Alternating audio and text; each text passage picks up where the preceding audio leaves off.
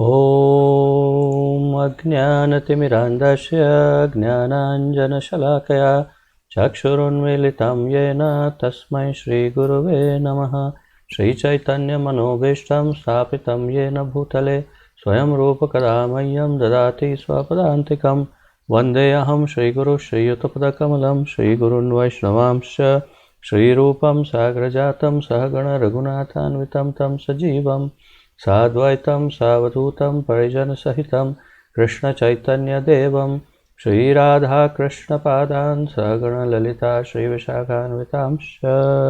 हे कृष्ण करुणा सिन्धो दीनबन्धो जगत्पते गोपेश गोपिकान्त राधाकान्त नमोऽस्तुते। तप्त कांचन गौरांगी राधे वृंदावनेश्वरी वृषभानुसुते देवी प्रणमामि हरिप्रिये। वाञ्छाकल्पतरुभ्यश्च कृपा सिन्धुभ्य एव च पतितानां पावनेभ्यो वैष्णवेभ्यो नमो नमः। अनन्तकोटि वैष्णववृन्द की जय। नमः ओं विष्णुपादाय कृष्णप्रेष्ठाय भूतले श्रीमते जयपताका स्वामिन् इति नामिने। नमो आचार्यपादाय निताय कृपाप्रदायने गौरकथाधामदाय नगरग्रामतारिणे। नमः ओं विष्णुपादाय कृष्णप्रेष्ठाय भूतले श्रीमते भक्तिवेदांत स्वामिन् इति नामिने। नमस्ते सारस्वते देवे गौरवाणी प्रचारिणे निर्विशेष शून्यवादी पाश्चात्य देशतारिणे। जय श्री कृष्ण चैतन्य प्रभु नित्यानंद श्री अद्वैत गदाधर श्रीवासादि गौर भक्त वृंद। हरे कृष्ण कृष्ण कृष्ण हरे हरे हरे राम राम राम हरे हरे। हरे कृष्ण कृष्ण कृष्ण हरे हरे हरे राम राम राम हरे हरे। हरे कृष्ण कृष्ण कृष्ण हरे हरे हरे राम राम राम हरे हरे।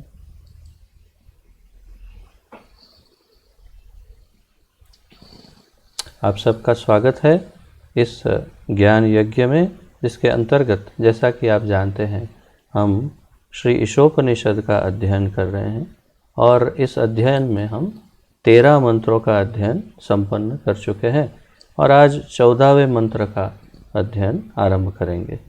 तो आइए तुरंत आरंभ करते हैं। श्री ईशोपनिषद मंत्र 14।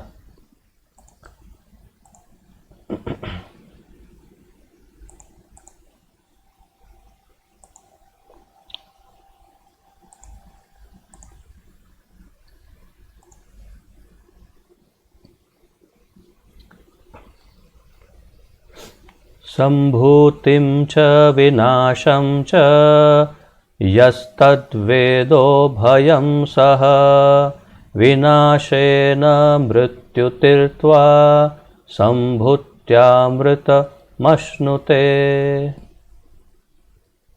एक एक शब्दों के अर्थ देखते हैं।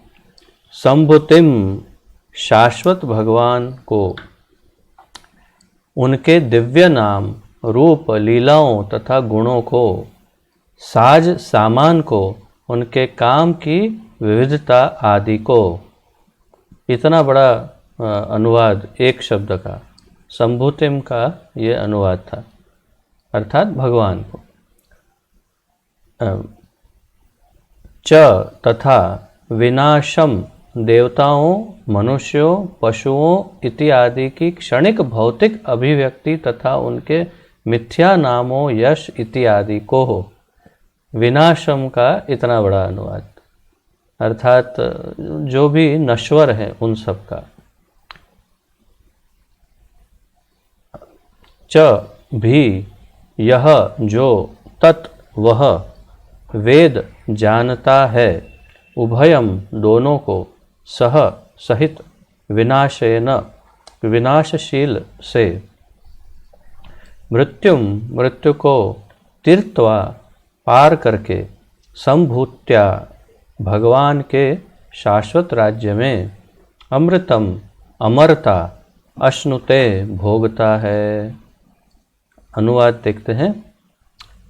तो जैसा आप जानते हैं श्री ईशोपनिषद का संपूर्ण ग्रंथ का अनुवाद तथा तात्पर्य हमारे इस्कॉन के संस्थापक आचार्य श्री श्रीमद् अभय चरणारविंद भक्तिवेदांत स्वामी श्रील प्रभुपाद जी ने किया है। श्रील प्रभुपाद की जय। मनुष्यों को चाहिए कि पूर्ण पुरुषोत्तम भगवान तथा उनके दिव्य नाम, रूप, गुणों तथा लीलाओं के साथ ही साथ अस्थायी देवताओं, मनुष्यों तथा पशुओं से युक्त नश्वर भौतिक सृष्टि को भली भांति जान ले।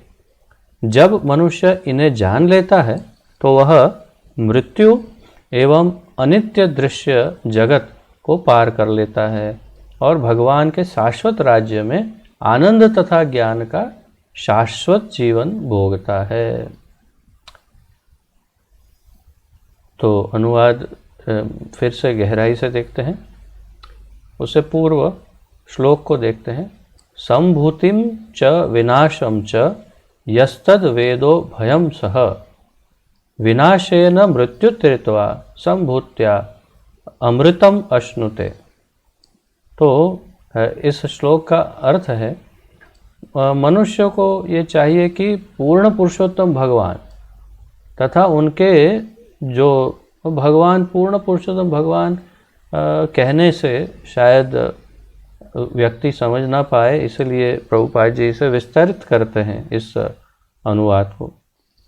क्योंकि संभूति ये अर्थ, ये शब्द जो है उसका अर्थ है वास्तव में एक व्यक्तित्व। तो इस संभूति की व्याख्या कर रहे हैं कि वो दिव्य परम पुरुषोत्तम भगवान जिनका दिव्य नाम, रूप, गुणों तथा लीलाओं के साथ ही साथ, तो उनको मनुष्य को भगवान को जानना चाहिए, उनके नाम, उनके रूप को, उनके गुणों, उनकी लीलाओं को, और साथ में अस्थायी देवताओं, मनुष्यों तथा पशुओं से युक्त नश्वर भौतिक सृष्टि को भी भली भांति जान लेना चाहिए। तो मनुष्य को इन दोनों को जानना जरूरी है, ऐसा ईशोपनिषद का मत है। तो ऐसा करने पर क्या प्राप्त होगा? तो कहता है ईशोपनिषद, जब मनुष्य इन्हें जान लेता है तो वह मृत्यु एवं अनित्य दृश्य जगत को पार कर लेता है। तो जब भी हम भगवान को पूर्ण रूप से जान लेते हैं और इस भौतिक जगत को भी पूरी तरह से जान लेते हैं, तो हम इस भौतिक जगत, दृश्य जगत, जो दिखने आँखों से, चमड़ी की आँखों से दिखने वाला जो जगत है, इस भौतिक सृष्टि को पार कर लेते हैं और भगवान के शाश्वत राज्य में आनंद तथा ज्ञान का शाश्वत जीवन भोगते हैं। तो पार कर लेते हैं, उतना ही पार करके जाते कहाँ हैं? क्योंकि हमारे वैज्ञानिक जो हैं वो भी वही करते हैं, रॉकेट में बैठते हैं और पार कर लेते हैं और फिर वापस आते हैं। तो ये वो वाला पार नहीं है कि जो पार कर गया फिर वापस आया घूम फिर के। ये है वहाँ जाते हैं और पार करके भगवान के धाम चले जाते हैं, और भगवान के धाम में फिर क्या करते हैं? पता चला कि वहाँ भी तकलीफ़ है, रहने की जगह नहीं है, भाड़ा बहुत ज़्यादा है, वहाँ कहाँ रहेंगे, क्या करेंगे, क्या खाएंगे, प्रसाद की व्यवस्था नहीं। ऐसा नहीं, वहाँ पर आनंद तथा ज्ञान का शाश्वत जीवन, शाश्वत शब्द का अर्थ है अनंत, शाश्वत का अर्थ है निरंतर, शाश्वत का अर्थ है बिना रुकावट, शाश्वत का अर्थ है जिसका कोई भी, जिसकी कोई सीमा, कोई अंत, कोई समाप्ति ना हो, हमेशा निरंतर जो बना रहे उसे शाश्वत कहते हैं। तो आनंद तथा ज्ञान का शाश्वत जीवन भोगता है व्यक्ति। तो जो भगवद गीता में जो हमें उपदेश मिल रहे हैं भगवान के स्वयं के श्रीमुख से, वही लगभग वैसे ही प्रकार के सारे उपदेश यहाँ थोड़े से अप्रत्यक्ष रूप से, अर्थात भगवान के बारे में कुछ अधिक वर्णन न करते हुए भी, परंतु वही ज्ञान ईशोपनिषद दे रहा है। अगर भगवान को जान लिया और सामान्य ये भी जान लिया, साथ में ये जानना जरूरी है कि भगवान की दिव्यता के विषय में ज्ञान प्राप्त करना आवश्यक है, तथा उसके साथ ही जो दिव्य नहीं है, जो अनित्य है, ऐसे जड़ जगत के बारे में भी ज्ञान प्राप्त करना जरूरी है। इसीलिए कि पता चले कि हाँ, ये जड़ जगत अलग है और भगवान अलग है, मनुष्य देवता आदि अलग हैं और भगवान अलग है। तो ये सब जानकारी प्राप्त करने के बाद मनुष्य इसको पार कर जाता है, पार करके जाता है भगवान के धाम में। भगवत गीता में भी ऐसे ही कई श्लोक है, परंतु एक श्लोक है जन्म कर्म चमे दिव्यम एवं यो वेत्ति तत्वतः त्यक्त्वा देहम पुनर्जन्म नैति मामिति स्वर। तो भगवान कहते हैं कि मेरा जन्म और कर्म दिव्य है, और एवं यो वेत्ति तत्वतः, जो तत्वतः ये जान लेता है कि मैं मेरा जन्म और कर्म सब दिव्य है, उसका अर्थ ये भी हुआ कि ये भौतिक संसार दिव्य नहीं है। तो त्यक्त्वा देहम, इस शरीर को छोड़ने के बाद पुनर्जन्म, दोबारा जन्म नैति, नहीं लेता है, माम इति सो अर्जुन, मेरे पास आ जाता है, अर्जुन को बता रहे हैं। तो वैसे ही भगवान जो कह रहे हैं लगभग वैसा ही है कि भगवान को जान लेने के बाद फिर दोबारा जन्म नहीं लेना पड़ता, जो भगवान को जान लेते हैं। यहाँ पर ईशोपनिषद भी यही कह रहा है कि जो एक बार भगवान को जान ले और मनुष्य आदि का भी जो अतिरिक्त ज्ञान है वो भी प्राप्त कर ले, तो फिर उसे दोबारा जन्म नहीं लेना पड़ेगा। तो आइए तात्पर्य से इसको गहराई से समझने का प्रयास करते हैं। ज्ञान की तथाकथित प्रगति के द्वारा मानव सभ्यता ने अनेक भौतिक वस्तुओं को जन्म दिया है, जिनमें अंतरिक्ष यान तथा परमाणु शक्ति भी सम्मिलित है। तो ज्ञान की तथाकथित प्रगति, तथाकथित का अर्थ है कि अंग्रेजी में कहते हैं सो कॉल्ड, अर्थात कि वास्तव में नहीं, कुछ ऐसे ही जिसे समझते हैं लेकिन वास्तव में होता नहीं, उसे कहते हैं तथाकथित। जो सत्यता में है नहीं परंतु ऐसा कहते हैं या ऐसा लगता है, उसे तथाकथित कहते हैं।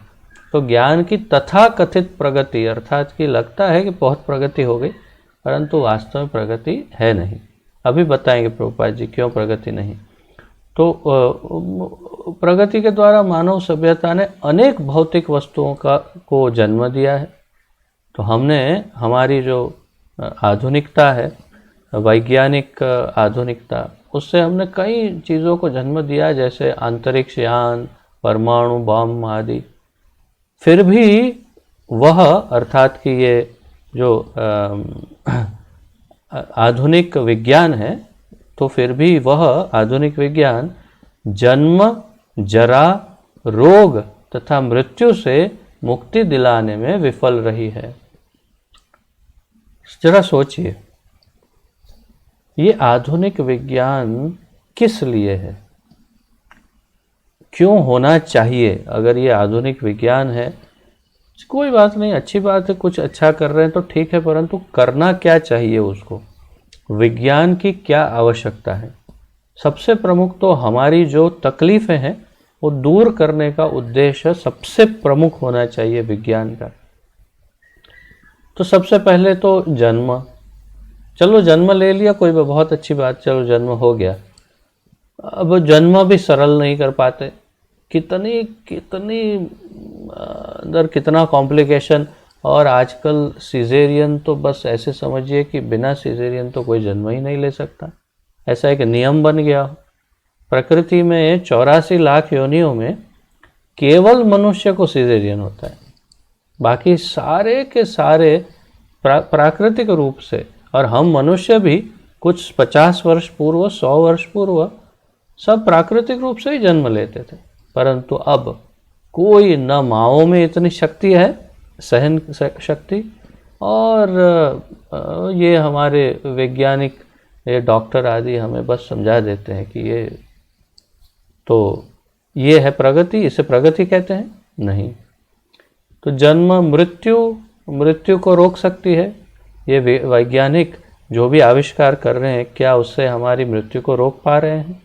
या हमारी मृत्यु पर क्या असर है इन वैज्ञानिक संशोधनों का? मुझे नहीं लगता है कि मृत्यु के ऊपर एक लेश मात्र भी ये कुछ संशोधन कर पाए। कुछ भी नहीं, मृत्यु तो आती है। आगे प्रभुपाद जी समझाएंगे भी कि हम लोग ढूंढ रहे हैं, एक दिन ढूंढ लेंगे, ऐसा बोलते हैं। फिर जरा, बुढ़ापा। हाँ, बुढ़ापे पे कुछ हद तक सिद्धि हासिल की है। क्या करते हैं, यहाँ से चमड़ी ऐसे खींच लेते हैं, बूढ़ा नहीं दिखता है, फिर ऐसे टाइट कर देते हैं चमड़ी, इधर ऐसे स्टिच कर देते हैं।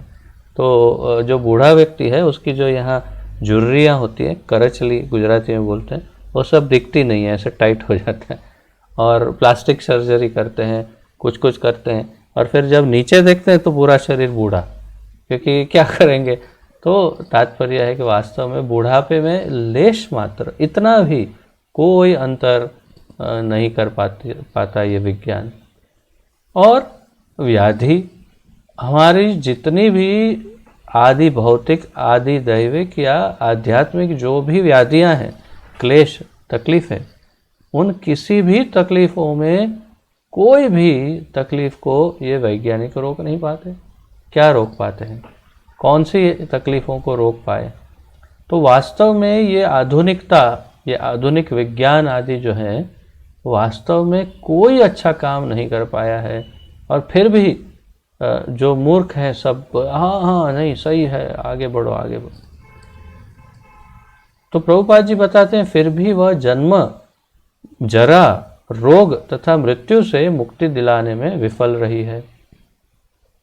जब भी बुद्धिमान मनुष्य तथाकथित वैज्ञानिक के समक्ष इन कष्टों के प्रश्नों को उठाता है, तो वह अत्यंत चतुराई से उत्तर देता है कि भौतिक विज्ञान प्रगति कर रहा है और अंततः मनुष्य को मृत्यु रहित बनाकर और वृद्धा अवस्था से छुटकारा दिलाकर अमर बनाया जा सकेगा। किसी भी वैज्ञानिक को पूछेंगे ना, तो बताएंगे कि बहुत संशोधन चल रहा है, हम लोग बहुत मेहनत कर रहे हैं। क्या कर रहे हैं?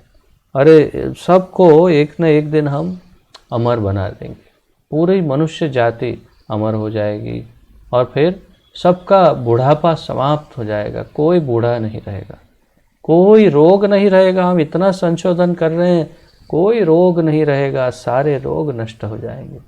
और क्या होगा? तू कितने दिन जिएगा वह मेरा पता नहीं है, मैं तो कभी भी जा सकता हूँ, लेकिन आगे वाली पीढ़ी की बात है कि आगे वाली पीढ़ी में हम ऐसा संशोधन करेंगे कि सब अमर हो जाएंगे। पर तो तू तो अमर नहीं होगा ना, तो फायदा क्या हुआ? तुझे अमर होना चाहिए था। नहीं, मैं नहीं हो सकता, अभी तो सब संशोधन चल रहा है। बस ये इतनी चतुराई से प्रभुपाद जी शब्द इस्तेमाल करते हैं, अत्यंत चतुराई से उत्तर देते हैं कि प्रगति कर रहे हैं हम, चल रहा है, अंत तो गत्वा, अंत में हम सब अमर हो जाएंगे। ठीक है भाई, देखते हैं कौन होता है।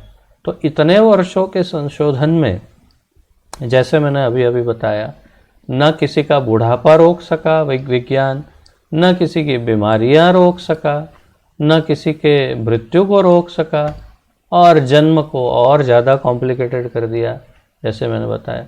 तो ये बहुत ही विज्ञान जो है नुकसान ही करता जा रहा है, बल्कि कोई लाभ दिखाई नहीं दे रहा। अब ये कोरोना के भी पीछे पड़ा है, तो बस जब एक ही रट लगा के कि जब तक वैक्सीन नहीं आएगी कुछ नहीं होगा। इतने वर्ष बीत गए, कितने कितने कितने वर्ष बीत गए, आप अंदाज़ा लगाओ। न कैंसर का इलाज ढूंढ सका, न एड्स का, न कई बीमारियां ऐसी हैं जिनके इलाज, और कोरोना का भी इलाज नहीं ढूंढ पाया। बस वैक्सीन ढूंढ लेगा।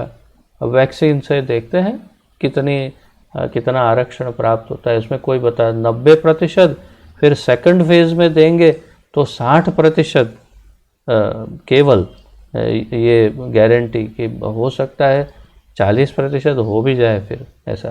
तो ये है हमारा आधुनिक विज्ञान।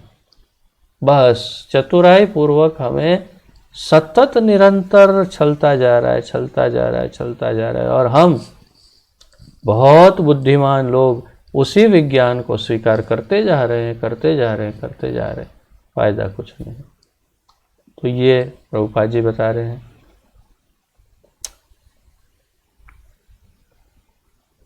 ऐसे उत्तर भौतिक प्रकृति के विषय में वैज्ञानिकों के निपट अज्ञान को बताने वाले हैं।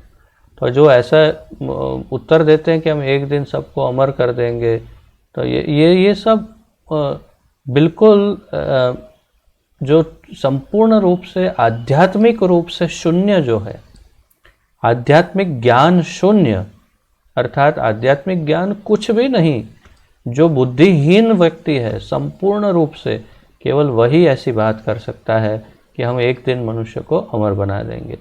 ये बात हिरण्यकश्यपु ने की, कंस ने की, रावण ने की, ये सब ने की, परंतु अंत तो गतवा, ये सब का अंत, जितनी बात कर रहे थे उतना ही जल्दी अंत हो गया उनका।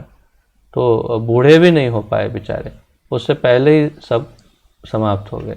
तो तात्पर्य यह है कि ऐसा करने वाले, कहने वाले अनेक लोग मिलेंगे जो हम बुढ़ापा रोक देंगे, अमरता लाएंगे, ये करेंगे, परंतु ये संभव, अगर संभव हो सकता, अगर भगवान चाहते, अगर भगवान चाहे तो हो भी सकता है। और भगवान ने चाहा तो कुछ व्यक्तियों को, गिने चुने 7 व्यक्तियों को उन्होंने अमरता का स्वाद चखाया। वो भी अमर तो नहीं है, परंतु अमरता का स्वाद चखाया और उनको दीर्घ आयुष्य दे दिया। तो जैसे हनुमान जी हैं, अश्वत्थामा को सजा के रूप में दीर्घ आयुष्य दे दिया, सजा के रूप में, पनिशमेंट। और ऐसे कुछ कुछ हैं, भगवान वेद व्यास हैं। तो ये कहने के लिए अमरता है, परंतु वे संपूर्ण अमरता तो नहीं है, क्योंकि वे कुछ कल्प तक, कुछ ब्रह्मा जी के 1-2 दिन तक या इस प्रकार जीवित रहेंगे, लेकिन फिर उन्हें भी शरीर त्याग करना होगा। ब्रह्मा जी को स्वयं भी शरीर त्याग करना है। तो तात्पर्य यह है कि अमरता तो ये कल्पना मात्र है, शारीरिक अमरता संभव ही नहीं है। और फिर मान भी लेते हैं कि अगर अमर हो गए, तो मैं अगर अमर हो गया तो मेरे संबंधी जितने हैं कोई भी नहीं बचेंगे, तो मैं अकेला रह के क्या करूँगा? कितने संबंधी बनाता रहूँगा, कितने मरते रहेंगे? तात्पर्य यह है कि ये सब मूर्खतापूर्ण बातें हैं, प्रभुपाद जी बता रहे हैं। निपट अज्ञान को बताने वाला है ये ज्ञान, ये कथन।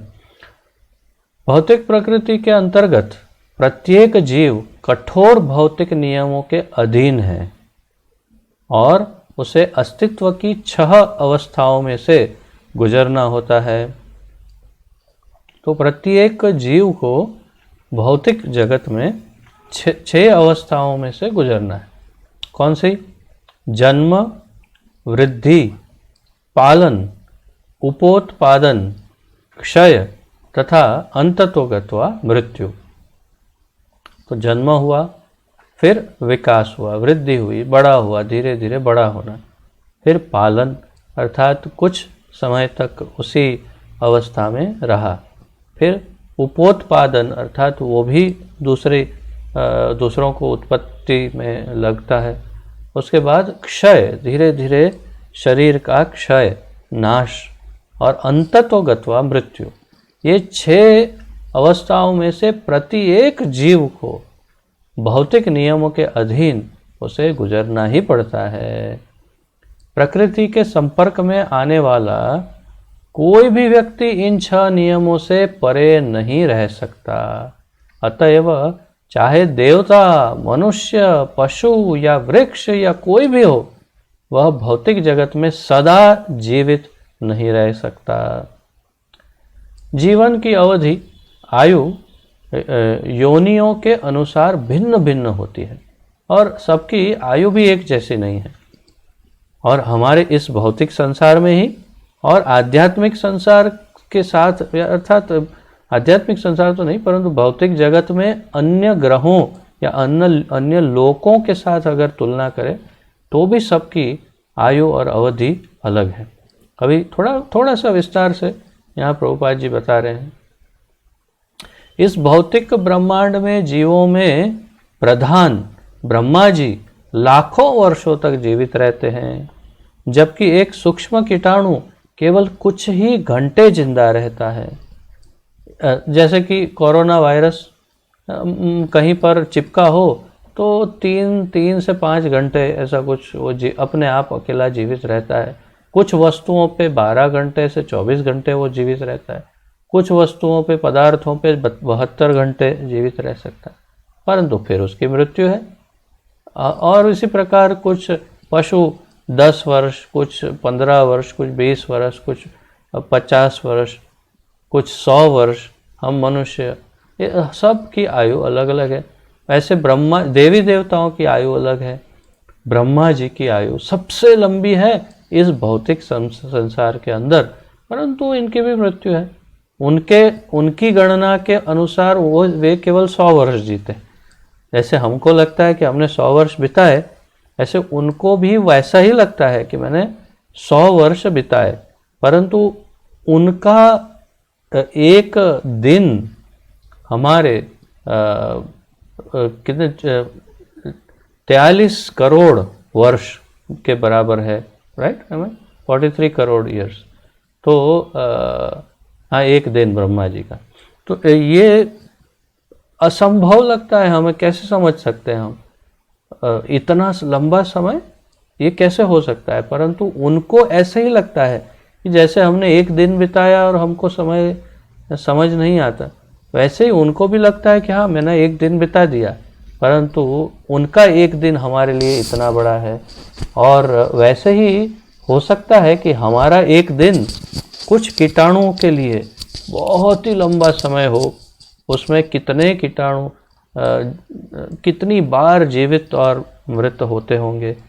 तो सबकी अलग अलग आयु है।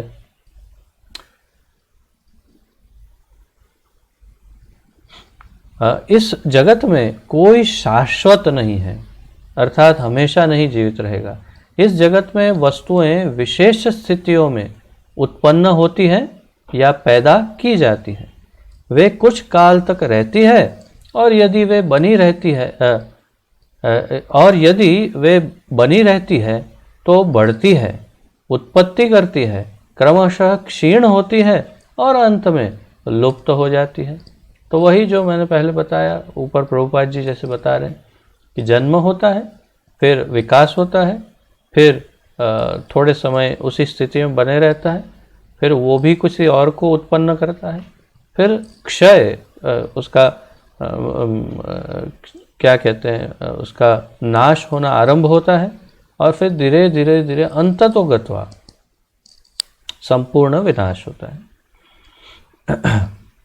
इन नियमों के अनुसार विभिन्न ब्रह्मांडों के लाखों ब्रह्मा भी आज या कल मृत्यु को प्राप्त होंगे। इन नियमों के अनुसार विभिन्न ब्रह्मांडों के लाखों ब्रह्मा भी आज या कल मृत्यु को प्राप्त होंगे। इसलिए सारा भौतिक ब्रह्मांड मृत्युलोक कहलाता है।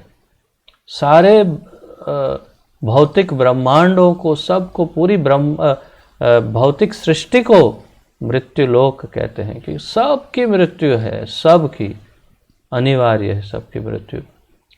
भौतिक विज्ञान तथा राजनीति इस स्थान को मृत्यु विहीन बनाने का प्रयास कर रहे हैं, क्योंकि उन्हें मृत्यु विहीन आध्यात्मिक प्रकृति का कोई ज्ञान नहीं।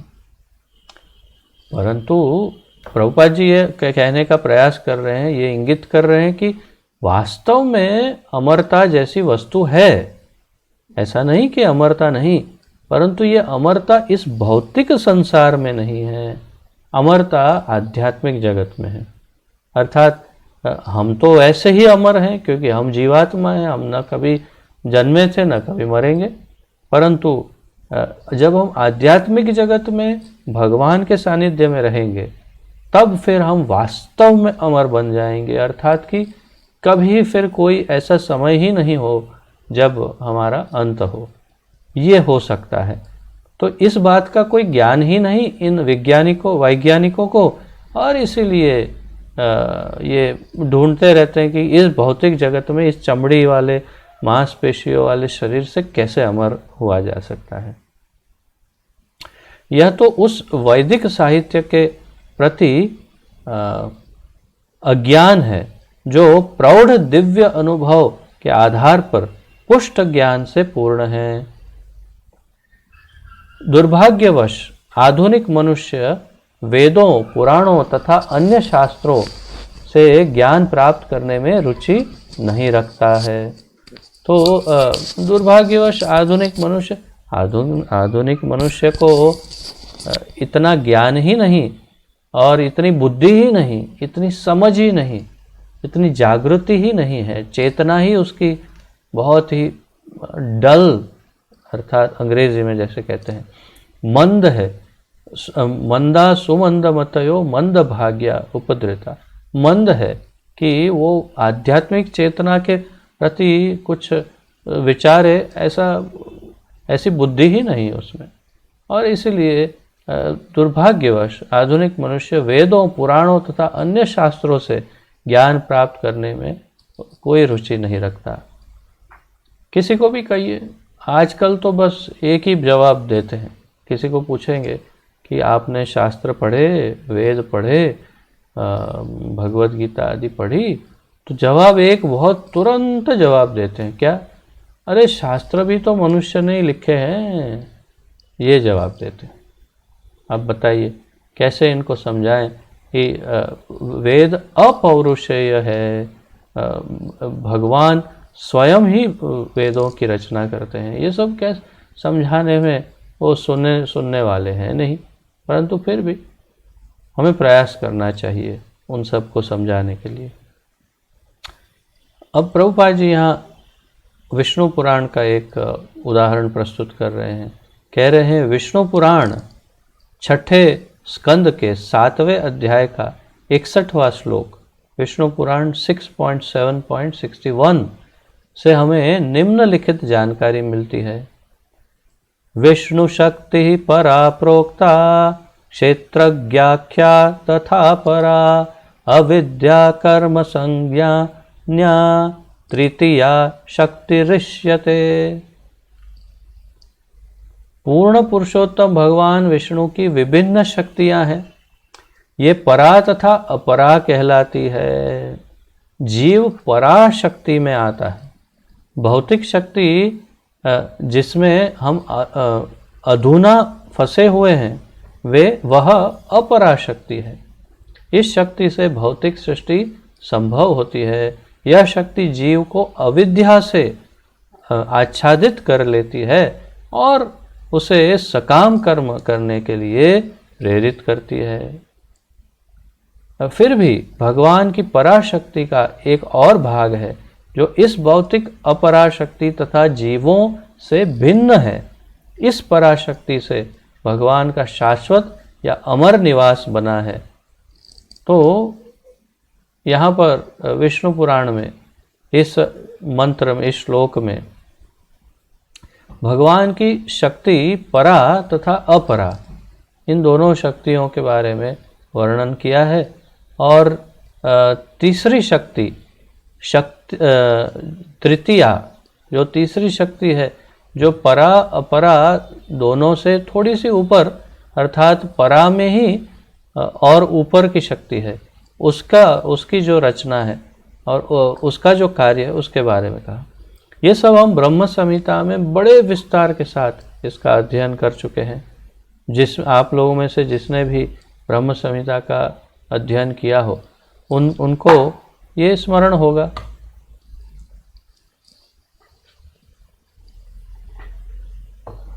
आप में से जिन्होंने भी ब्रह्म संहिता का अध्ययन किया हमारे साथ मिलकर के, उन्हें स्मरण होगा कि यहाँ पर ब्रह्म संहिता में ब्रह्मा जी जो वर्णन कर रहे हैं और श्रील भक्ति सिद्धांत सरस्वती ठाकुर जो हमारे प्रभुपाद जी के गुरुदेव जो वर्णन करते हैं, उसके अनुसार हमने पूर्ण ज्ञान प्राप्त कर लिया। संपूर्ण सृष्टि का संपूर्ण ज्ञान हमें हो गया।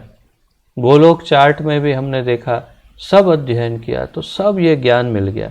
और इसमें ये सारी चर्चा हुई कि भगवान की मुख्य रूप से 2 शक्तियाँ और उसको थोड़ा विभक्त करें तो 3 शक्तियाँ हैं। मुख्य रूप से 2 है, अपरा यानी प्रकृति या माया या प्रकृति या दुर्गा या भौतिक शक्ति, और परा अर्थात आध्यात्मिक शक्ति, जिसमें 2 भाग है, एक है तटस्था शक्ति और एक है आह्लादिनी शक्ति या अंतरंगा शक्ति भगवान की।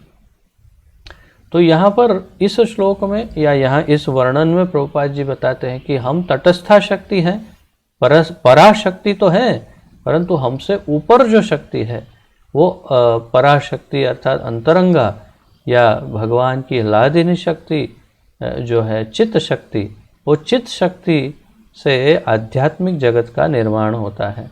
और उस चित्त शक्ति को इस भौतिक शक्ति से और तटस्था शक्ति से वास्तव में कुछ लेना देना नहीं है, अर्थात कि वो अपने में पूर्ण है और वो पूरी सृष्टि, आध्यात्मिक सृष्टि की रचना उस चित्त शक्ति से हुई है। ऐसा वर्णन यहाँ कर रहे हैं प्रभुपाद जी, जो हमने अच्छे विस्तार से ब्रह्म संहिता में सीखा था।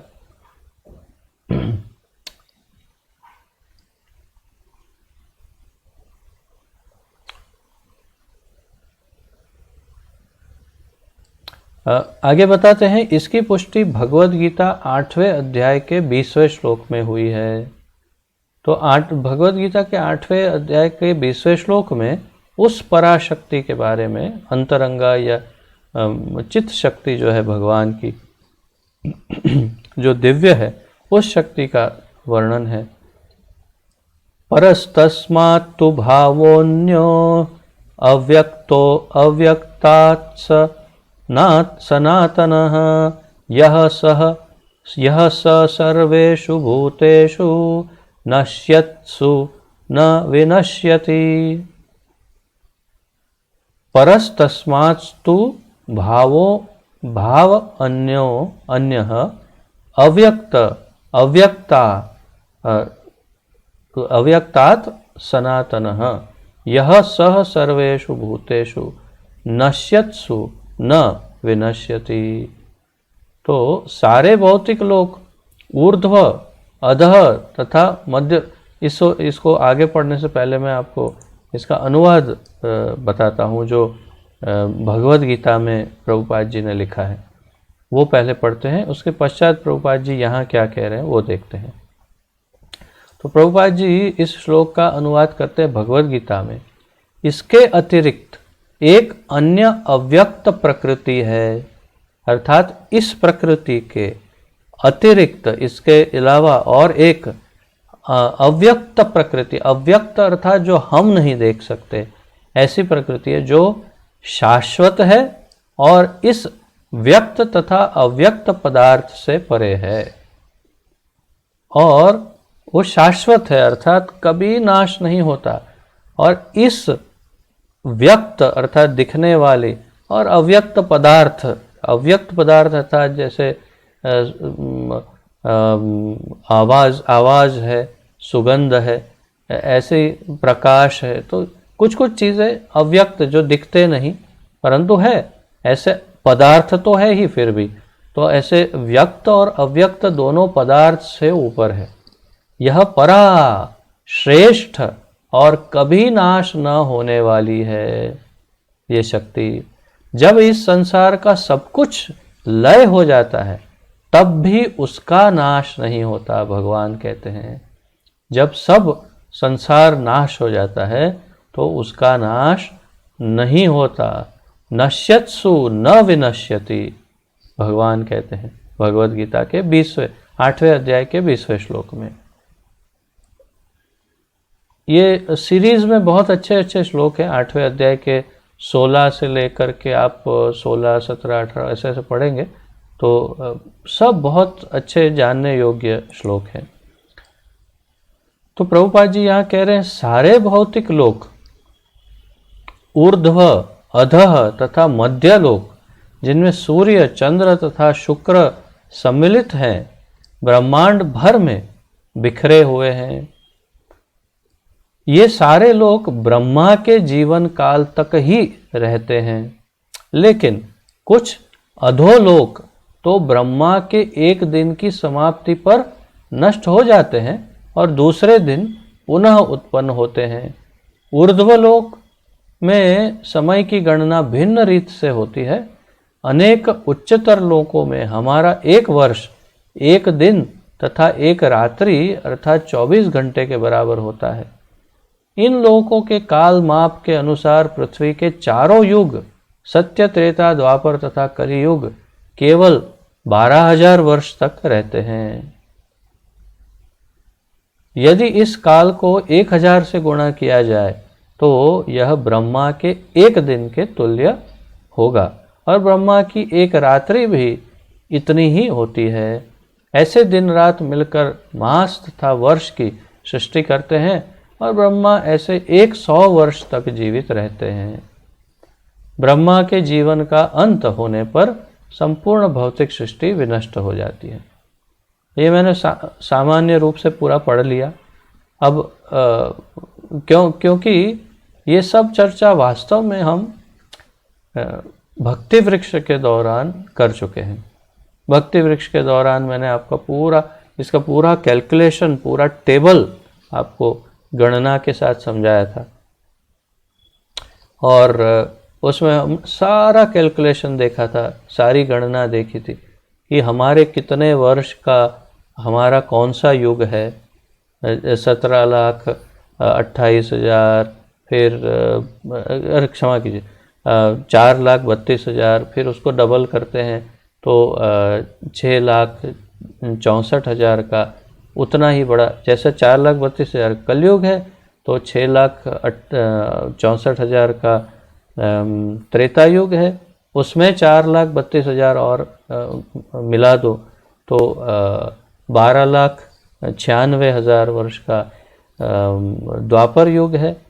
क्षमा कीजिए मैंने पहले त्रेता बोला, तो पहले द्वापर है फिर त्रेता है और उसमें 4,32,000 और मिला दो तो 17,28,000 वर्ष का सत्य युग था। इन सब को जब मिला दो तो 43 लाख वर्ष होते हैं। 43 लाख वर्ष का एक चतुर्युगी होती है, अर्थात चारों युग मिलकर 43 लाख वर्ष, हमारे वर्ष में पूरा चारों युग समाप्त हो जाते हैं। ऐसे 1,000 बार जब 4 युग गोल घूम जाते हैं तब ब्रह्मा जी का एक दिन होता है। तो 43 लाख गुना 1,000 अर्थात 43 करोड़।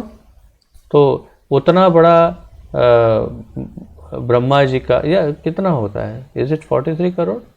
नहीं, और मोर 43 लाख, फिर 4 करोड़ नहीं, इट विल बी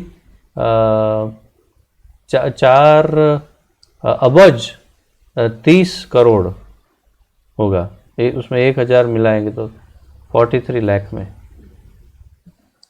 तो उतना एक दिन है ब्रह्मा जी का, उसमें उतनी ही एक रात्रि है और फिर उसको ब्रह्मा जी के दिन और रात को आप 365 दिन और उतना उनका एक वर्ष है, उसको आप गुना करो 100 वर्ष में तो उतना बड़ा, उतनी उनकी उम्र है।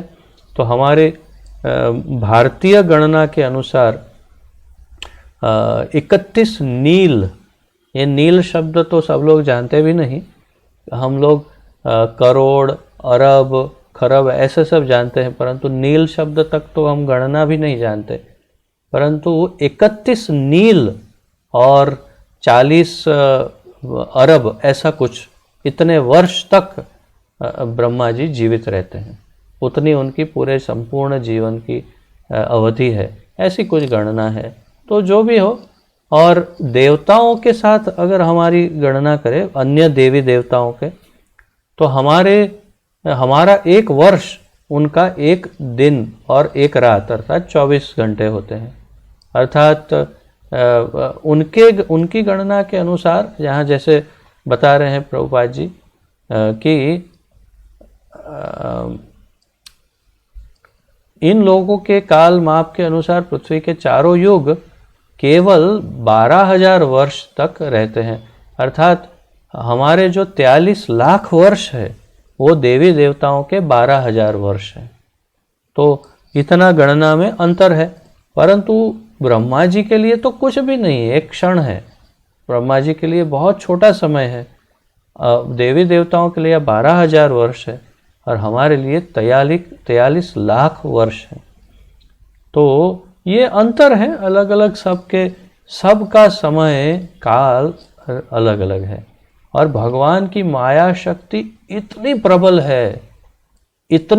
है कि एक ही व्यक्ति यदि शरीर के साथ किसी और लोक में अगर चला जाए तो कब उसका समय परिवर्तित हो जाता है उसे समझ में ही नहीं आता।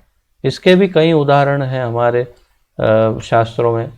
जैसे पूर्व काल में सत्ययुग में या द्वापर युग में, क्षमा कीजिए, त्रेता युग में एक रैवत राजा थे रैवत नाम के, और उनकी पुत्री थी रेवती। वो उस काल में उन्होंने बहुत देखा कि अपनी पुत्री के लिए कोई योग्य वर मिले, तो योग्य वर मिला नहीं। सत्ययुग या त्रेता युग ऐसे कुछ है, मुझे स्मरण नहीं। ओके, मे बी सत्ययुग। तो फिर उन्होंने सोचा ऐसा करते हैं, ब्रह्मा जी को जाके पूछता हूँ मैं कि कोई मेरी पुत्री के लिए योग्य वर कौन है। तो अपनी पुत्री को लेकर के वो सीधे चले जाते हैं ब्रह्मलोक और ब्रह्मा जी को पूछते हैं कि मेरी पुत्री के लिए कोई योग्य वर है। तो ब्रह्मा जी बोलते हैं है ना, कहाँ है? तो बोले वो द्वापर युग में बलराम नाम का एक भगवान का अवतार है, वो आपकी पुत्री के लिए योग्य है। तो वो तो द्वापर युग में होगा, हम तो सत्य युग में। बोले आप अभी जो आए ना मेरे घर पर यहाँ ब्रह्मलोक, उतने समय में 2 युग बीत गए हैं, इसलिए आप जल्दी भागो, तब जाके आप द्वापर में पहुँचोगे। तो केवल इतनी बात, 5 मिनट की बात करके नीचे आए रैवत महाराज अपनी पुत्री रेवती को लेकर, उतने में 3 युग बीत गए। और फिर जा कर के कहा कि वसुदेव जी से कि हमारी पुत्री का विवाह आपके पुत्र बलराम से करिए। तो उन्होंने देखा आपकी पुत्री तो इतनी लंबी है और वो तो सत्ययुग की हाइट है उसकी, वो इतनी, मेरा बेटा उसके सामने एक छोटा बच्चा दिखता है, तो कैसे शादी करेंगे। तो फिर बलराम जी ने, ऐसा शास्त्रों में लिखा है कि अपने हल से रेवती के सर्प के ऊपर ऐसे हल रखा और ऐसे दबा के छोटा कर दिया उसको अपनी साइज तक ले आए बलराम जी। तो और फिर उन दोनों की शादी हुई। तो रेवती मैया जो है वो बलराम जी की पत्नी है और वो पूर्व युग की थी। तो तात्पर्य यह है कि वही मनुष्य ब्रह्मलोक जाकर वापस आया तो उसमें पूरी समय की गणना परिवर्तित हो गई। वैसे ही ब्रह्म विमोहन लीला में कृष्ण के जो ग्वाल बाल मित्र को चुरा करके ब्रह्मा जी ले गए अपने ब्रह्मलोक में, सभी जितने बछड़े गाय जितने उनके मित्र थे सबको चुरा के ले गए और फिर एक दिन रखा उन्होंने, और एक दिन या आधा दिन ऐसा कुछ रखा, और फिर एक दिन नहीं, क्षमा कीजिए, कुछ क्षण रखा ब्रह्मा जी ने और फिर वापस ले आए और सोचा कि वापस ले आता। तो ये जो सारी घटना हुई, उस सारी घटना में यहाँ का पृथ्वी का पूरा 1 वर्ष बीत गया। एक वर्ष बीतने पर ब्रह्मा जी यहाँ से केवल लेके गए और लेकर आए, उतने में यहाँ का 1 वर्ष बीत गया। तो ऐसे कई उदाहरण, बहुत सारे उदाहरण हैं शास्त्रों में जिससे हम ये समझ सकते हैं कि सबकी गणना अलग अलग है। मनुष्यों की अलग है, इस पृथ्वी की, देवलोक की अलग है और ब्रह्मलोक की गणना अलग है। वे जीव जो सूर्य तथा चंद्रमा जैसे उच्च लोकों में वास करते हैं, तथा वे जो मृत्युलोक में, जिसमें यह पृथ्वी तथा नीचे के अनेक लोक सम्मिलित हैं, वास करते हैं, सभी ब्रह्मा की रात्रि के समय प्रलय के सागर में डूब जाते हैं। इस काल में कोई भी जीव या योनि जीवित नहीं रहती, यद्यपि आध्यात्मिक दृष्टि से ये बने रहते हैं। यह अप्रकट अवस्था अव्यक्त कहलाती है। पुनः ब्रह्मा जब ब्रह्मा की आयु के अंत में सारा ब्रह्मांड नष्ट होता है तो एक अन्य अव्यक्त अवस्था आती है, किंतु इन दो अव्यक्त अवस्थाओं से परे एक और अव्यक्त अवस्था है आध्यात्मिक आकाश या प्रकृति। तो यहाँ पर प्रलय की बात कर रहे हैं प्रभुपाद जी। यहाँ पर दो प्रलयों की चर्चा की है। वास्तव में तीन प्रलय की चर्चा हमने कई बार हमारे आचार्यों से सुनी है, पढ़ी है। मुख्य रूप से तीन प्रकार के प्रलय, लघु प्रलय, प्रलय और महाप्रलय।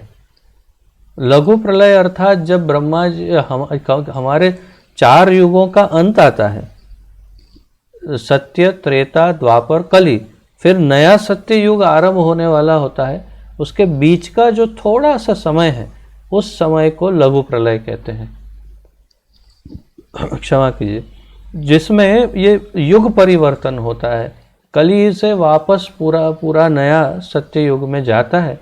उस समय काल को लघु प्रलय कहते हैं, जिसमें विनाश हो जाता है सब और नई सृष्टि आ जाती है, परंतु बहुत मेजर कुछ फर्क पड़ता नहीं है। पृथ्वी सब कुछ सब यही रहता है।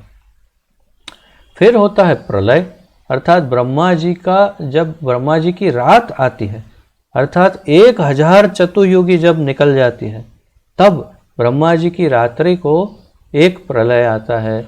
और उसमें जैसे यहाँ प्रभुपाद जी बता रहे हैं कि सब नष्ट हो जाता है, परंतु जीव तत्व वैसे ही रहते हैं जैसे हैं। जीव नष्ट नहीं होते, कभी हो ही नहीं सकते, क्योंकि जीवात्मा तो शाश्वत है, परंतु सब कुछ नष्ट हो जाता है। और फिर जब ब्रह्मा जी जागते हैं तो फिर नई सृष्टि होती है। और महाप्रलय वो है जब ब्रह्मा जी स्वयं ही नष्ट हो जाते हैं, पूरे के पूरा ब्रह्मांड नष्ट हो जाता है। और महाविष्णु के रोमकूप में जब ब्रह्मांड प्रविष्ट हो जाता है तो वो है महाप्रलय। उस समय भी जीवात्मा तो नष्ट होते नहीं हैं, परंतु सब कुछ पूरा का पूरा ब्रह्मांड नष्ट हो जाता है, तो वो महाप्रलय है। तो इस प्रकार यहाँ प्रलयों की बात कर रहे हैं प्रभुपाद जी, और कह रहे हैं यह अप्रकट, और फिर उससे आगे की बात कर रहे हैं।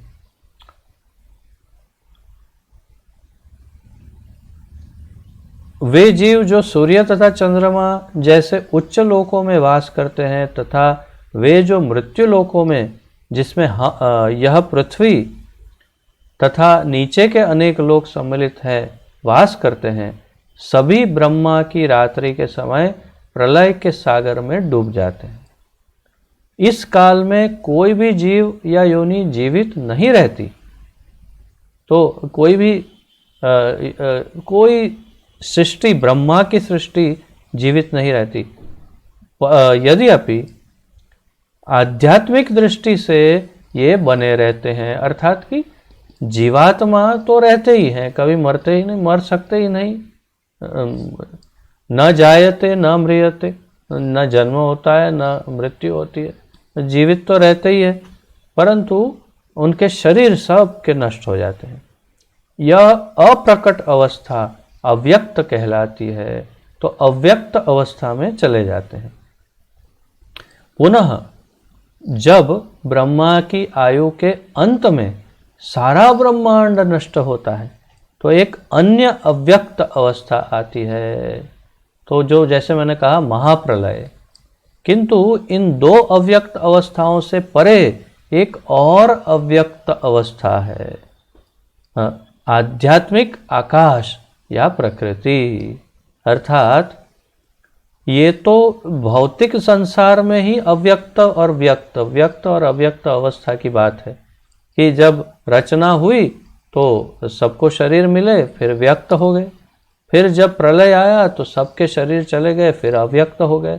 परंतु रहे तो भौतिक संसार में ही, भौतिक सृष्टि के अंतर्गत ही। परंतु जब जीव मुक्त हो जाता है, भगवान को प्राप्त करता है जब, तो वो आध्यात्मिक जगत में चला जाता है और वो तब संपूर्ण रूप से, शाश्वत रूप से अव्यक्त हो जाता है। अर्थात कि भौतिक दृष्टि से अव्यक्त हो जाता है और हमेशा के लिए उस आध्यात्मिक जगत में चला जाता है। उसकी बात कर रहे हैं। तो इस आकाश में अनेक आध्यात्मिक लोक हैं, ये सब हम ब्रह्म संहिता में सीख चुके हैं। इस आकाश में अनेक आध्यात्मिक लोक हैं और वे शाश्वत हैं, जबकि इस भौतिक ब्रह्मांड के सारे लोक ब्रह्मा के जीवन की समाप्ति पर नष्ट हो जाते हैं। सारे ब्रह्माओं के अधिकार में अनेक भौतिक ब्रह्मांड हैं। प्रत्येक ब्रह्मा के क्षेत्राधिकार में एक और विभिन्न ब्रह्मांडों के अधीन जितना दृश्य जगत है, वह परमेश्वर की मात्र 1/4 शक्ति का प्रदर्शन है। एक पाद विभूति जिसे कहते हैं, भगवान भी भगवत गीता में कहते हैं, एकांशेन स्थितो जगत, मेरे एक अंश से ये पूरा जगत बनता है। और हमने ब्रह्म संहिता में भी देखा था, एक पाद विभूति, त्रिपाद विभूति।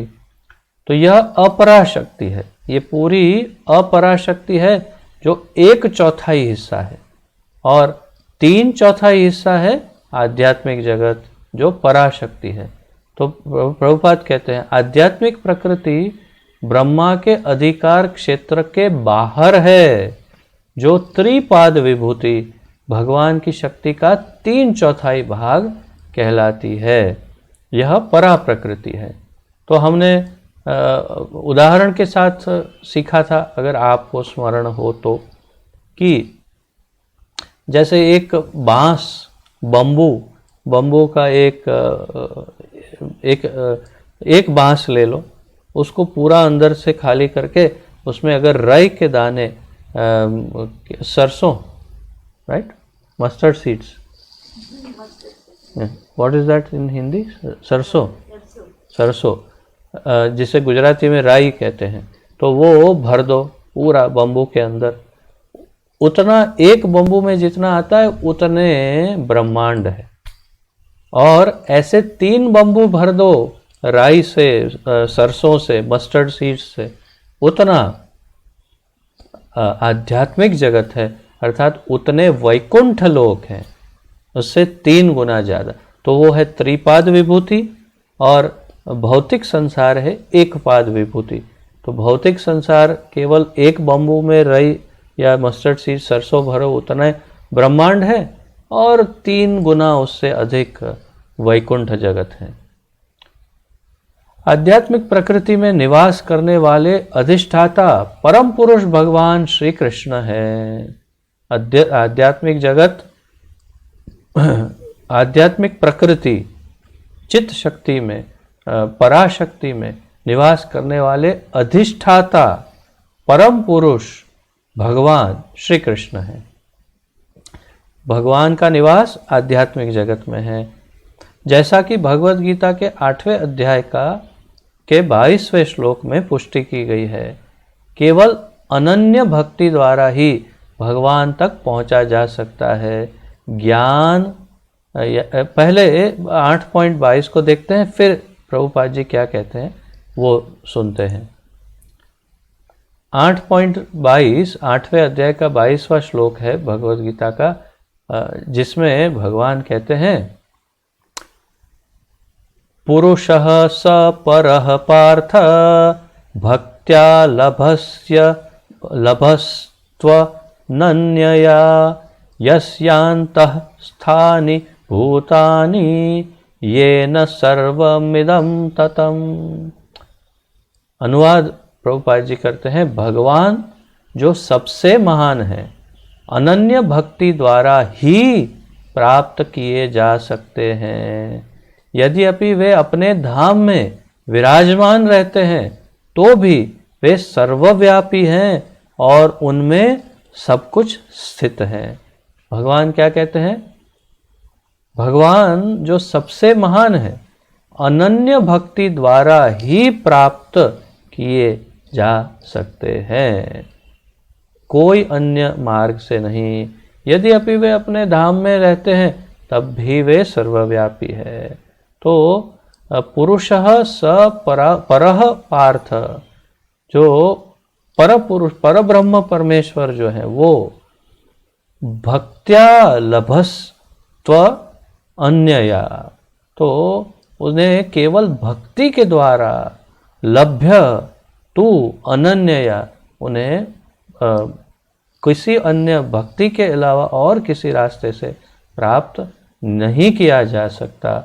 ऐसे तो कई श्लोक हैं भगवत गीता में, मैं कई बार आपको ये श्लोक बताता रहता हूँ। भक्त्या त्वनन्या शक्य अहम एवं विदोर्जुन, भक्त्या माम अभिजानाति अहम भक्त्या माम अभिजानाति इत्यादि। तो ऐसे कई कई श्लोक हैं जिसमें भगवान बहुत ही स्पष्ट कहते हैं केवल भक्ति के द्वारा उनको जाना जा सकता है या प्राप्त किया जा सकता। तो प्रभुपाद जी इसको समझाते हैं श्लोक को ईशोपनिषद में, और कहते हैं केवल अनन्य भक्ति द्वारा ही भगवान तक पहुंचा जा सकता है। ज्ञान योग या कर्म की विधियों, ज्ञान योग या कर्म की विधियों द्वारा नहीं। कर्मी लोग स्वर्ग लोकों में तक, कर्मी लोग जो कर्मकांडी या कर्मयोगी जो होते हैं वो कहाँ तक पहुँच सकते हैं? तो वह स्वर्ग लोक तक, जिनमें सूर्य तथा चंद्रमा सम्मिलित हैं, उठ सकते हैं, अर्थात वहाँ तक पहुँच सकते हैं। ज्ञानी तथा योगी इससे भी उच्च लोक यथा महरलोक, तपोलोक या ब्रह्मलोक तक पहुँच सकते हैं। किंतु भक्ति द्वारा जब वे और अधिक योग्य हो जाते हैं तो उन्हें अपनी अपनी योग्यताओं के अनुसार आध्यात्मिक प्रकृति में या तो आध्यात्मिक आकाश के प्रदीप्त विश्व परिवेश में ब्रह्म या वैकुंठ लोक में प्रवेश करने दिया जाता है। लेकिन इतना तो निश्चित है कि भक्ति में प्रशिक्षित हुए बिना किसी को भी वैकुंठ लोक में प्रविष्ट नहीं होने दिया जाता। ये बात हमने ब्रह्म संहिता में भी देखी थी।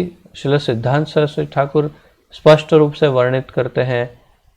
अगर आपको स्मरण हो तो पूरे जो वैकुंठ की जो रचना बताई थी उसमें फिर बता रहे थे श्रील भक्ति सिद्धांत सरस्वती ठाकुर की, जो ज्ञान योगी या ध्यान योगी है वो किसी एक उसके आवरण तक आध्यात्मिक जगत में पहुंच जाते हैं और फिर वहीं पर उनको रोक लिया जाता है, वहाँ से आगे उनको बढ़ने नहीं दिया जाता। और वहाँ पर क्षेत्रपाल, रक्षक, दिग्पाल जिसे कहते हैं, वॉचमैन की तरह कुछ रक्षक रखे हुए हैं भगवान ने, जो इन लोगों को वहाँ से मार के भगा देते हैं या फिर उनको वहीं पर रोक के रख देते हैं कि आप यहाँ से आगे नहीं बढ़ सकते।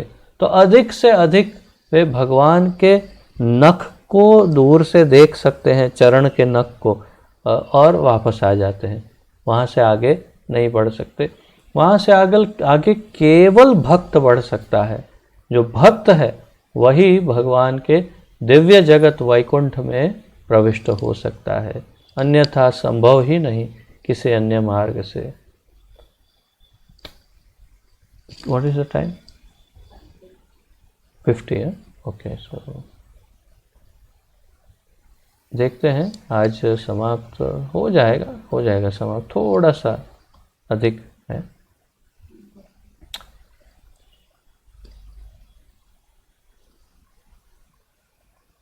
भौतिक लोकों में ब्रह्मा से लेकर चींटी तक सारे प्राणी भौतिक प्रकृति पर प्रभुत्व जमाने का प्रयास करते हैं और यही भवरोग है। भवरोग क्या है? हम सब किसी न किसी वस्तु या व्यक्ति पर अपना प्रभुत्व जमाने का प्रयत्न करते हैं। जब तक यह भवरोग रहता है तब तक प्रत्येक जीव को शरीर परिवर्तन की प्रक्रिया में से गुजरना पड़ता है। चाहे वह मनुष्य का रूप प्राप्त करे या देवता या पशु का, उसे दो प्रलयों, ब्रह्मा की रात्रि की प्रलय तथा ब्रह्मा के जीवन के अंत की प्रलय के बीच की अव्यक्त अवस्था सहन करनी पड़ती है। यदि हम जन्म तथा मृत्यु के बारंबार के चक्र को समाप्त करना चाहते हैं तथा साथ ही साथ बुढ़ापे तथा रोग को भी दूर करना चाहते हैं, तो हमें आध्यात्मिक लोकों में प्रविष्ट करने का प्रयास करना चाहिए, जहां हम भगवान कृष्ण या उनके स्वांश विस्तारों अर्थात नारायण रूपों की संगति में नित्य रह सकते हैं। यदि कोई सीरियस है, यदि हम में से किसी को पर्याप्त मात्रा में दुख मिल चुके हैं और हम अब संतुष्ट हो गए हैं दुखों से, पूरी तरह से तृप्त हो गए, तो हमें अगर इच्छा हो कि अब और कभी दुख नहीं सहन करने, कभी ना जन्म लेना है ना कभी मृत्यु देखनी है, अगर सीरियस कोई हो जाए तो उसे भगवान के आध्यात्मिक जगत में प्रवेश करने का प्रयास करना चाहिए। प्रभुपाद जी कह रहे हैं, जहाँ पर वैकुंठ, जहाँ पर कोई कुंठा, कोई तकलीफ, दुख या परेशानी नहीं, और भगवान का सानिध्य प्राप्त करना चाहिए और उनके कृष्ण के साथ या उनके जो स्वांश स्व अंश नारायण स्वरूप हैं उनमें किसी एक वैकुंठ जगत में उनके साथ नित्य निवास करना चाहिए। और यदि सीरियस नहीं हुए और लगता है कि हाँ चल जाता है, थोड़े थोड़े तो दुख आते हैं पर बीच बीच में थोड़ा थोड़ा सुख भी मिल जाता है, तो मज़ा आता है, तो वो ऊँट के जैसे, ऊँट जो होता है, ऊँट जब कांटे वाले वृक्ष में पत्तियां खाता है तो वो कांटे उसके मुंह के अंदर सब जगह पे चुभ जाते हैं और उसके अंदर से खून बहता है उसके ही मुंह से, और वो खून गरम गरम थोड़ा सा खारा खून वो साथ में वो पत्तियों के साथ वो पीता है और उसे लगता है वाह वाह क्या स्वाद है, परंतु वो जानता नहीं ये उसका खुद का ही खून है, अर्थात उसको नुकसान हो रहा है, उसका खून बह रहा है, परंतु उसे उसका स्वाद अच्छा लगता है। तो वैसे ही यदि हमें इस भौतिक संसार में अभी भी कुछ सुख मिल रहा है जो उस ऊंट के खून के समान ही है, हमारे नुकसान से ही वो सुख मिलता है, तो ट्राई करो और थोड़ा 2 4 10 100 50 जन्म, और अगर थक गए हैं तो फिर और ट्राई मत करो, केवल 16 माला प्रतिदिन हरे कृष्ण महामंत्र की कम से कम, अधिक कितनी भी कर सकते हैं, और 4 नियम का पालन, भगवत गीता भागवत का सीरियस अध्ययन और प्रचार, भगवान की सेवा अर्चना पूजा, बस ऐसे सामान्य जीवन जिएंगे तो इस जन्म के अंत में निश्चित रूप से हम भगवान के धाम में प्रविष्ट हो सकते हैं। प्रभुपाद जी ने ये वचन दिया है, उन्होंने ये वचन दिया है कि अगर कोई कम से कम 16 माला जप प्रतिदिन करता है, कम से कम 16 माला, और 4 नियम का पालन करता है, तो केवल उतना करने पर भी मैं उसे गोलोक धाम में प्रवेश दिलवाऊंगा। ऐसा वचन, अभय वचन प्रभुपाद जी ने दिया है, तो इसका लाभ हमें लेना चाहिए। सबसे बड़ी ऑफर है, सबसे बड़ी ऑफर। आप सेल देखते हैं ना हमेशा, इस सेल कहाँ लगता है, चलो सेल में कुछ, इससे बड़ा सेल न इस संसार में कभी हुआ है न कभी होगा, न भूतो न भविष्यति। ऐसा ये अद्वितीय सेल है जो कभी न हुआ और न कभी होगा। तो इस सेल में क्या ऑफर है? केवल 16 माला जप प्रतिदिन और 4 नियम का पालन करने से भगवान के धाम में प्रवेश, कृष्ण लोक में, वैकुंठ से भी ऊपर गोलोक वृंदावन धाम में प्रवेश प्रभुपाद जी दिलाएंगे। और इनके शिष्यों ने पूछा परंतु कलयुग का युग धर्म है कि 60% युग धर्म का पालन करना पड़ता है, अर्थात कम से कम 64 माला करनी पड़ेगी। ये तो नियम है। प्रभुपाद जी ने कहा, बिल्कुल सही कहा, कम से कम 64 माला का जप करना पड़ेगा। तो फिर क्या हुआ? तो आप बोल रहे हैं 16 माला, तो हमें कैसे प्रवेश मिलेगा? प्रभुपाद जी ने जवाब दिया कि मैं गोलोक धाम के पिछले दरवाजे से तुम लोगों को प्रवेश करवाऊंगा। बैक डोर एंट्री उसे कहते हैं अंग्रेजी में।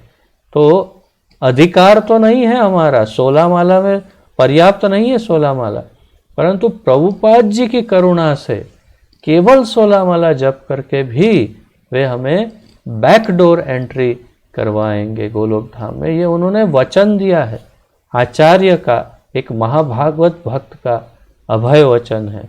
और इसीलिए इस ऑफर को जिसने मिस किया उसको शायद अब कभी ऐसी ऑफर दोबारा किसी जन्म में ना मिले।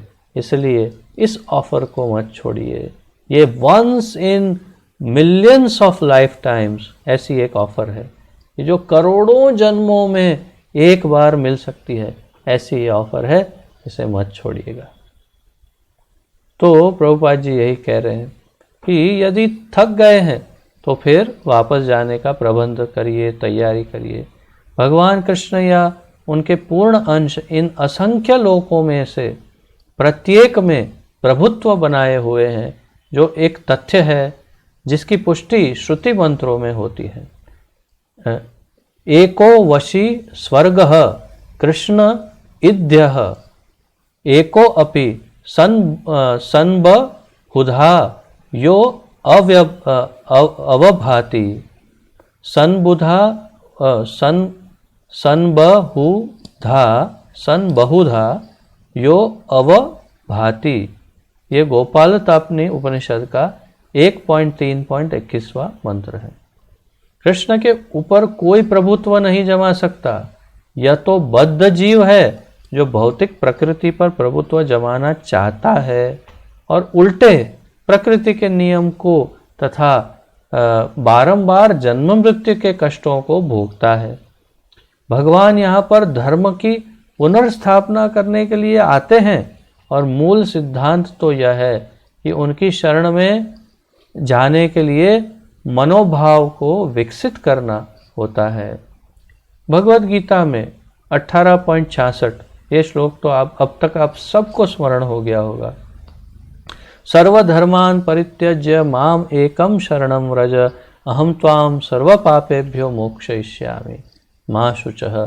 तो भगवान का यही अंतिम आदेश है, सर्वधर्मान परित्यज्य माम एकम शरणम व्रज, अन्य सभी धर्मों का त्याग कर मात्र मेरी शरण में आओ। लेकिन मूर्खों ने इस मूल शिक्षा की गलत व्याख्या करके जनता को विभिन्न प्रकार के पथ से पथभ्रष्ट किया है। लोगों को अस्पताल खोलने के लिए तो प्रेरित किया गया है, किंतु भक्ति द्वारा वैकुंठ जाने के लिए अपने आप को शिक्षित करने के लिए नहीं बताया गया। देखिए ना, सब जगह ये बताएंगे अस्पताल खोलो, ये करो, वो करो, वो करो। कहाँ कौन ये बोलता है कि अपने आप को मुक्त कराओ इस भौतिक संसार से, संपूर्ण रूप से मुक्त हो जाओ? ये शिक्षा कौन देता है? उन्हें अस्थायी राहत कार्य में रुचि लेने की शिक्षा दी गई है, जिससे जीव को कभी भी वास्तविक सुख नहीं मिल सकता। वे प्रकृति की विनाशकारी शक्ति को वश में करने के लिए अनेक प्रकार की सार्वजनिक तथा अर्ध सरकारी संस्था चलाते हैं, लेकिन वे दुर्जेय प्रकृति को शांत करना नहीं जानते।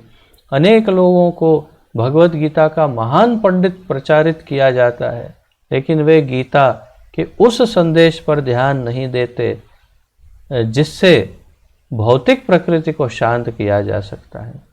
शक्तिशाली प्रकृति भगवद चेतना जागृत करके ही शांत किया जा सकता है प्रकृति को, जैसा कि भगवद गीता 7.14 में स्पष्ट इंगित हुआ है।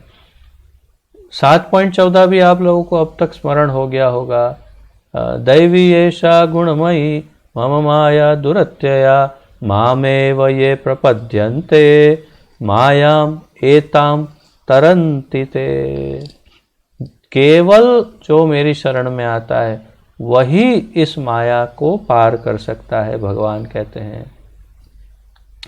इस मंत्र द्वारा श्री ईशोपनिषद सिखाता है कि मनुष्य को संभूति अर्थात परम पुरुष भगवान तथा विनाश क्षणिक भौतिक प्रागट्य दोनों को ही साथ साथ भली भांति जान लेना चाहिए। केवल भौतिक सृष्टि को जानकर कोई किसी को नहीं बचा सकता, क्योंकि प्रकृति में प्रतिक्षण विनाश लीला चलती रहती है। अहन्य हनि भूतानि गच्छन्ति ह यमालयम। नहीं अस्पताल खोलकर किसी को इस विनाश लीला से बचाया जा सकता है। केवल आनंद तथा सतर्कता पूर्ण शाश्वत जीवन के पूर्ण ज्ञान से किसी को बचाया जा सकता है। संपूर्ण वैदिक योजना मनुष्य को शाश्वत जीवन की उपलब्धि की इस कला में शिक्षित बनाना है। संपूर्ण वैदिक योजना अर्थात वेदों को क्यों पढ़ते हैं, वेदों को क्यों स्टडी करते हैं, वैदिक ज्ञान का क्या महत्व है? वैदिक ज्ञान का महत्व है मनुष्यों को शाश्वत जीवन की उपलब्धि की इस कला में शिक्षित बनाना, अर्थात सभी मनुष्यों को इस भौतिक संसार से हमेशा हमेशा के लिए मुक्त होने का ज्ञान देने का ही प्रयोजन वेदों का है।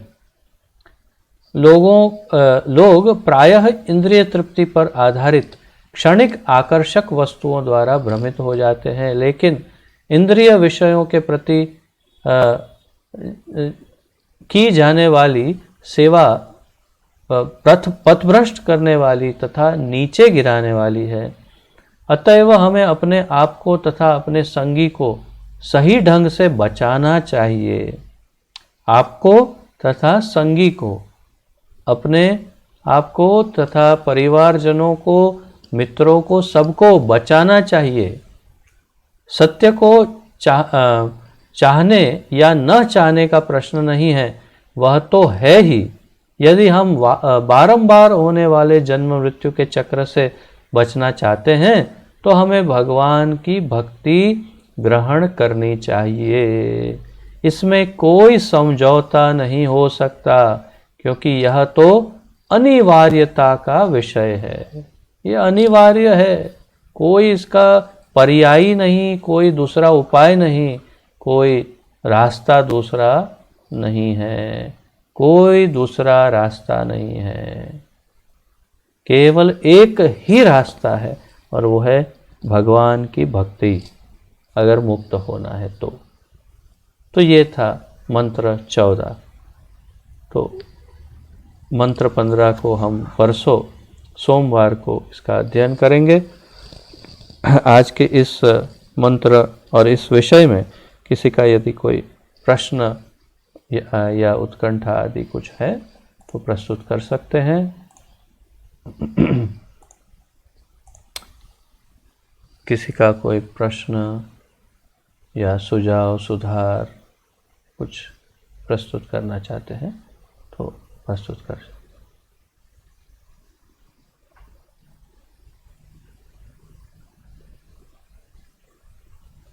ठीक है, यदि कुछ विशेष हेमंत प्रभु।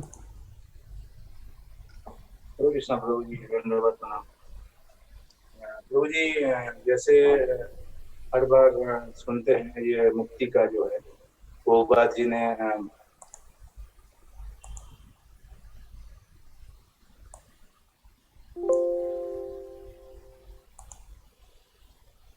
तो एक वार्ड में मुझे बहुत ही आनंद प्राप्त हुआ। और वो बीच में आपकी आवाज थोड़ी कट गई थी, फिर से थोड़ा दोहराइए जो बोला आपने वो। जी प्रभु जी।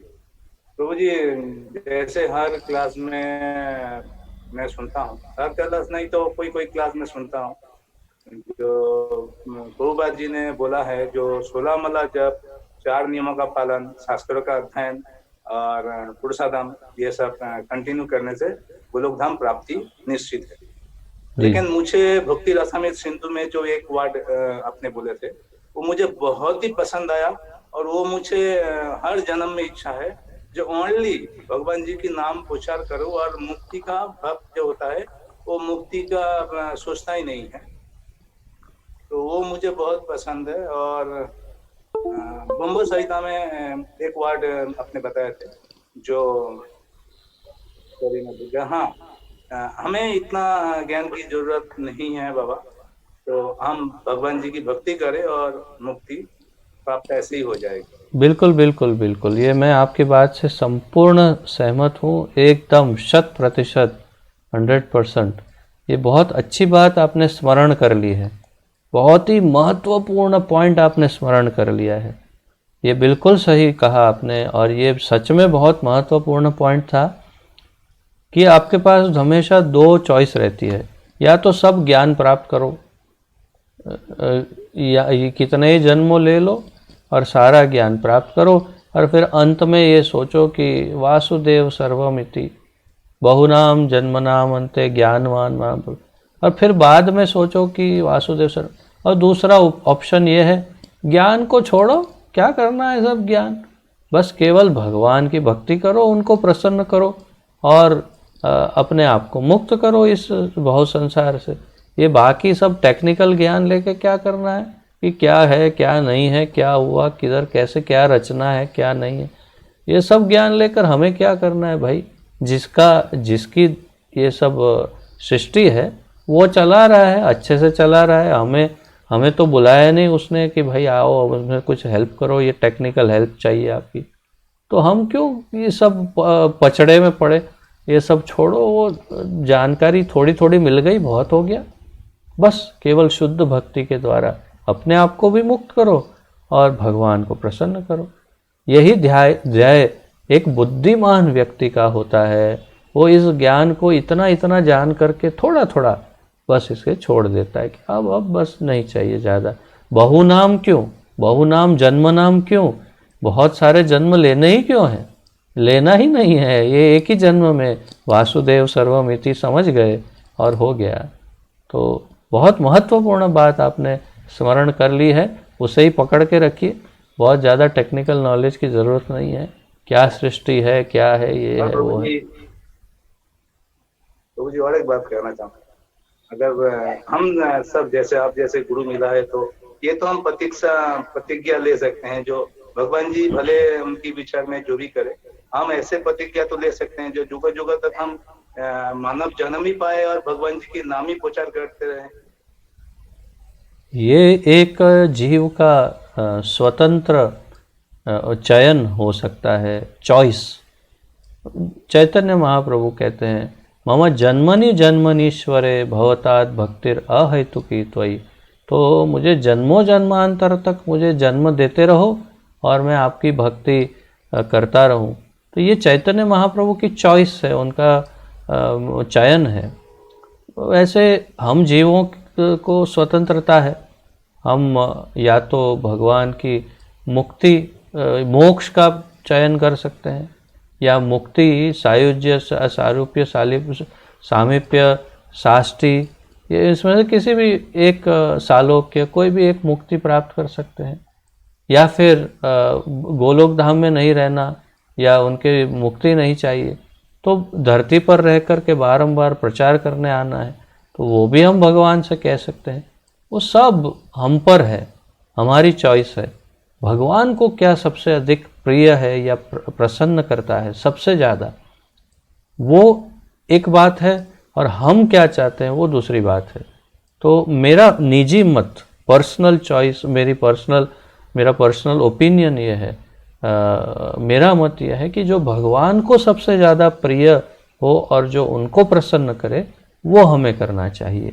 अर्थात कि यदि वो चाहे कि हम उनके पास रहें गोलोक में तो भी बहुत अच्छी बात है, अगर वो चाहे कि हम यहाँ प्रचार करने के लिए बार बार जन्म ले तो भी बहुत ही अच्छी बात है, हम करोड़ों बार फिर जन्म लेने के लिए तैयार है, यदि भगवान प्रसन्न है तो ये होना चाहिए।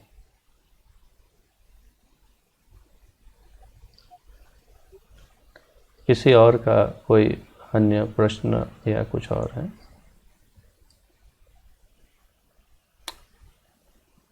हाँ माता जी।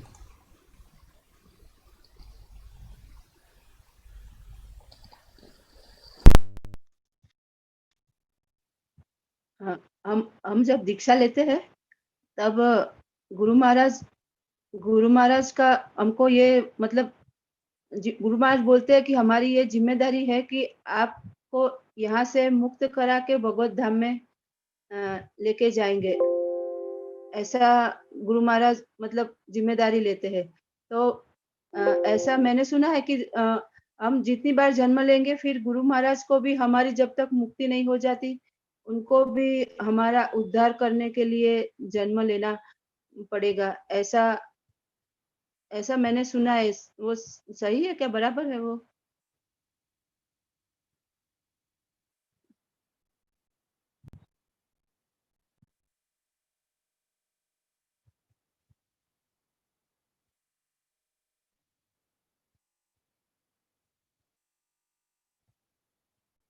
हाँ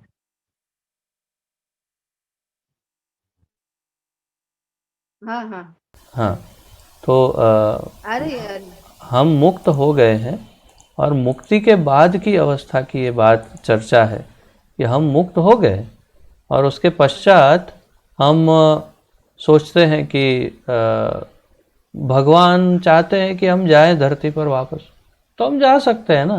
जैसे प्रभुपाद जी एक मुक्त आत्मा होने के बाद भी वो आए धरती पर, तो वो उनकी चॉइस भी है और भगवान की इच्छा भी है। तो मुक्त आत्मा होने के बाद भी हम वापस धरती पर हजार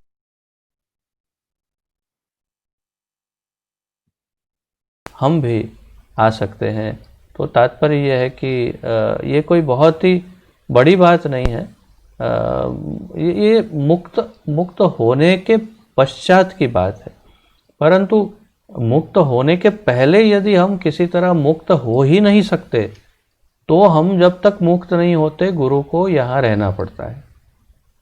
तो जो उनके शिष्य जब तक मुक्त नहीं होते तब तक गुरु को इसी धरती पर बार बार आना पड़ता है या रहना पड़ता है, ये नियम है।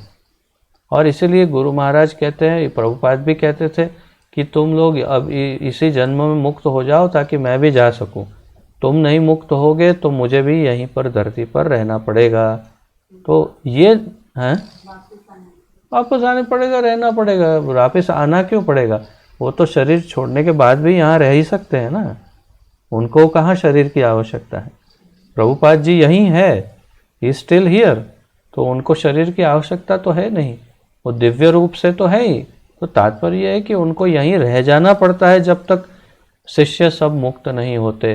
तो सभी शिष्यों को प्रयत्न करके मुक्त होना चाहिए। परंतु मुक्त जीव अपने आप ये चयन कर सकता है कि मैं बार बार जन्म ले सकता हूँ यदि भगवान प्रसन्न होते हैं तो ये उस अवस्था की बात कर रहे हैं। ठीक है माता जी? हाँ, बराबर है। फिर जब भी भगवान को मतलब इच्छा होगी कि आप नीचे जाओ प्रचार करने के लिए तो ऐसे हम लोग आ सकते हैं मतलब। हाँ, यदि भगवान ऐसा कहे, बोलते हैं ना? भगवान यदि कहे कि आप जाओ तो हम आ सकते हैं।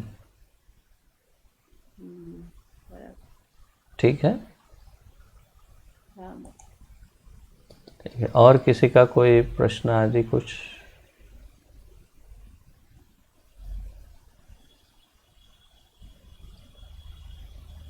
ठीक है, तो विराम लेते हैं। श्री ईशोपनिषद की जय। पतित पावन अभय चरणारविंद भक्ति वेदांत स्वामी श्रील प्रभुपाद की जय। पतित पावन गुरुदेव की जय। आप सभी भक्तों की जय हो। निताय गौर प्रेमानंदे। हरि हरि बोल। हरे कृष्णा। आप सबको दंडवत प्रणाम और आप सबका बहुत बहुत धन्यवाद।